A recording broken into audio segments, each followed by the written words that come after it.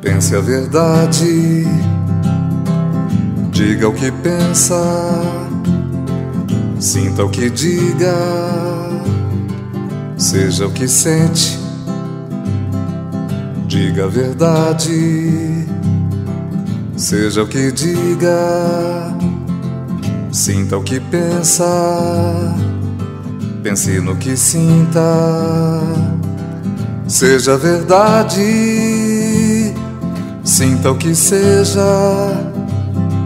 diga o que sinta, pense no que diga. Pensamento, palavra e ação, juntos na mesma direção, trazem paz e equilíbrio ao coração.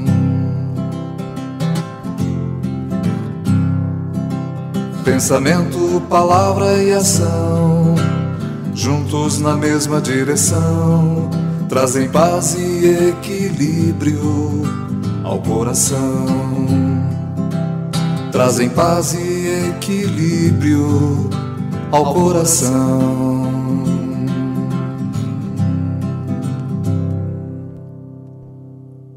Na União do Vegetal, ainda tem uma cultura de que se um médico quisesse beber, ele não precisava entrar em fila, que era uma ordem que o mestre Gabriel havia dado lá no templo, exatamente porque ele dizia que mexer com a máfia branca era um perigo.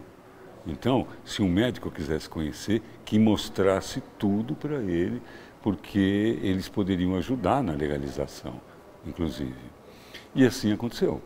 Eles rapidamente nos chamaram e fizeram uma sessão para Fátima e eu, especial, em Campinas isso. E o representante geral, mestre Monteiro, estava por tratamento médico da esposa dele, estava em Campinas, e ele que dirigiu a sessão. E foi uma coisa muito interessante, porque eu passei muito mal. Eu não tinha um buraco meu que não vertia meleca. Era vômito, era arranho, era diarreia, e era choro, lágrima, não era um choro. E, estranhamente, eu me sentia muito bem, apesar de fisicamente estar me sentindo mal. Mas não era uma coisa que me incomodava, eu vomitava, diarreia. E eu comecei a ter uma experiência assim, muito especial, porque eles cantavam aquelas musiquinhas e eu entendia, e ia um pouco na frente, sabendo o que eles iam falar, e senti uma familiaridade muito grande com tudo aquilo, mesmo me sentindo mal. Aí quando passou o mal-estar, aí foi uma maravilha. E eu começava a olhar para as pessoas, parecia que eu já conhecia aquelas pessoas há muito tempo. E naquele dia eu falei, olha, aqui está um porto que eu estou a fim de estacionar meu barquinho por um tempo. E fiquei lá durante muitos anos. E quando eu percebi que aquilo tinha alguma coisa séria, eu me tornei assim um discípulo bem aplicado. Não faltava sessões, fazia os trabalhos, tudo que precisava, porque encontrei um ambiente muito acolhedor ali. E achei muito estranho que todo mundo reverenciava um mestre que era um caboclo, um cara iletrado, um seringueiro. Eu achei aquilo muito sui generis. E porque eu tinha, assim, era um médico recém-formado, cheio daquelas fantasias da cultura formal, da medicina e tal. E achei muito simpático aquilo. E me entreguei mesmo, assim. E aí, depois de um determinado tempo, que eu já era mestre, eu entrei numa crise pessoal muito grande e era muito esquisito as pessoas me chamarem de mestre. E eu num conflito muito grande com a minha vida, com a história, um nó da minha vida. E eu entreguei a camisa de mestre, como se fala lá, estrela de mestre, porque não era coerente que eu ficasse ali. E depois entreguei a camisa do CDC, do corpo do conselho, depois do corpo instrutivo. A crise foi afundando, depois saí da União do Vegetal e depois saí do meu casamento e fiquei 2 anos sem beber o vegetal numa escola de alquimia. E conheci um mestre muito querido, Edson Carió, e até hoje meu amigo, e não tenho tanto contato com ele, mas a gente tem um nível de consideração, uma escola de elementoterapia, até que 2 anos depois começamos a fazer um trabalho na rua, com moradores de rua. Eu me dedicava ao trabalho social e a estudar alquimia. E tínhamos um grupo de pessoas que começou a juntar com os meus pacientes. Eu tinha muito paciente deprimido e nós criamos um projeto que era trocar o doer pelo doar. As pessoas deprimidas, com mais alguns amigos, levando sopa na rua para aglutinar os moradores de rua e ali começar um trabalho de resgate humano e principalmente do nosso próprio resgate humano. A gente tinha uma filosofia que a gente pedia licença para poder fazer o trabalho e agradecia depois da atenção que os moradores de rua nos davam.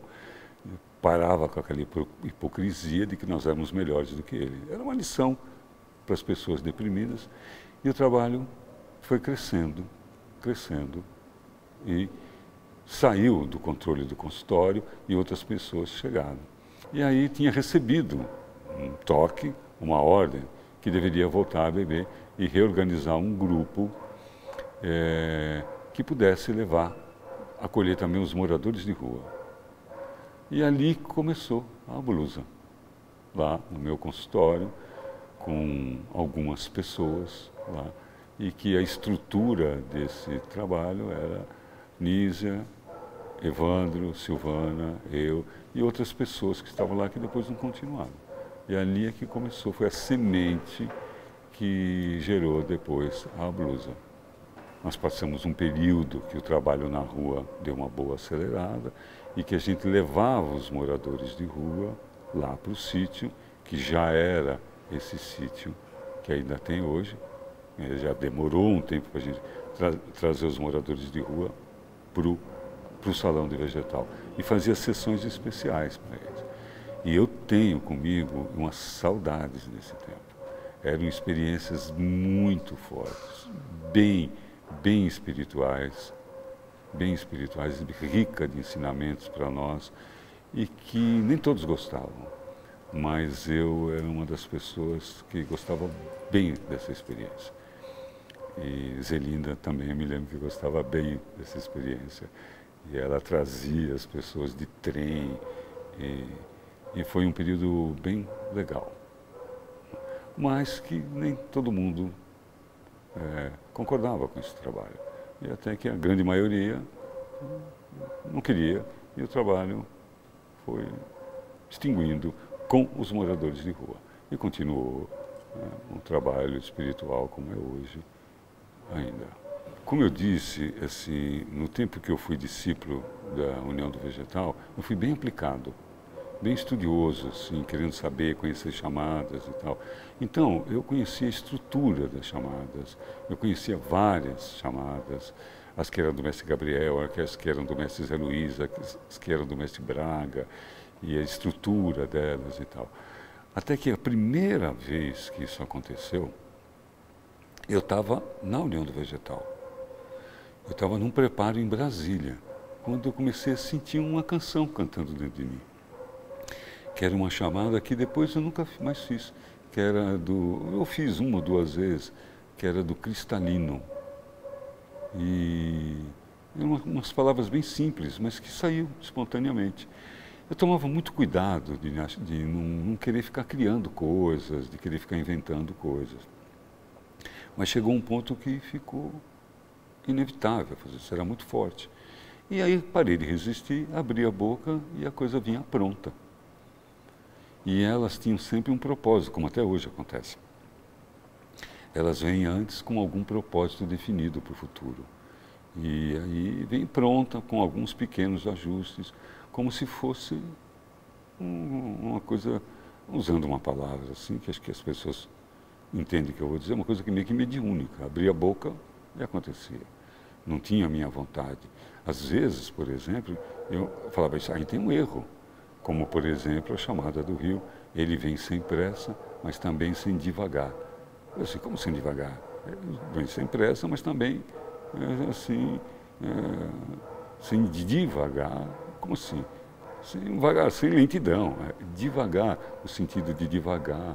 Enfim, eu ia aprendendo com a própria chamada. E, num determinado momento, também lá no começo, teve uma manifestação assim, mediúnica de receber uma força de um índio, e que era para fazer sessões de cura, que isso não tinha nada a ver com a União do Vegetal. A União do Vegetal é conhecida por um centro espírita, onde cada um cuida do seu espírito, e não existe incorporação. E eu não tenho essa tradição, a minha família não é de espírita, eu vinha do movimento agnóstico, trotskista, então não tinha isso. Eu comecei a sentir essa força, e que também consegui segurar até um ponto, depois não resisti mais. E houve essa manifestação dessa força indígena, chama-se Ranum Mapinguari, que começou a trabalhar com os processos de cura espiritual. E que era nitidamente uma outra coisa que não era eu. E quando eu vi que não dava para resistir, eu fiz um acordo, que eu deixaria aquilo acontecer, mas não gostaria de perder a consciência nem um minuto, ficar consciente de tudo que acontecesse. E assim é. Eu mantenho consciente e vejo a manifestação de uma força indígena de que faz um trabalho de cura da alma. Ele está presente na sua vida ainda? Todas as vezes que eu bebo chá. Quando eu tinha 10 anos de idade, o meu filtro de importância era, como todo garoto influenciado pelos super-heróis, era a força. Para mim, a pessoa interessante era uma pessoa forte. E era isso que interessava. Aí, quando eu fiz 20 anos, comecei a me interessar pela beleza, especialmente das meninas, assim.